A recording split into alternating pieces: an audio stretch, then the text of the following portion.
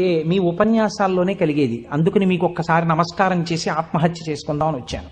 మీకు ఒక్కరికే చెప్తున్నాను, మీరు ఎవరికీ చెప్పకండి, సాయంకాలానికి నేను ఉండను అన్నది. నేను అడిగిపోయిన ఇది నాకు చెప్పాడు బాబని. అది నేను తర్వాత పెడతాను ఆఫీస్కి, అవసరమైతే హాఫ్ డే సీఎల్ పెడతాను, కూర్చోండి అని కూర్చోబెట్టాను. అంటే బాబా ఇలా మా ఇంటికి వచ్చేయమని ఆలోచమండి.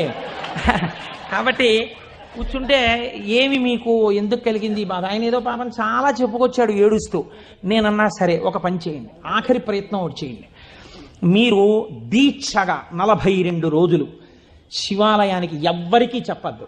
ప్రదోష వేళలో వెళ్ళి శివ ప్రదక్షిణం చేసి మీరు ఏమీ చెప్పకండి. మీరు చెప్పగలిగినంతసేపు శివాలయం అరుగు మీద కూర్చుని శివ శివ శివ శివ శివ శివ ఇదొకటే. ఒక 42 రోజులు ఈ దరిద్రాన్ని, మీ కష్టాల్ని అనుభవించి చూడండి అన్నాడు. మీరు నమ్ముతారా?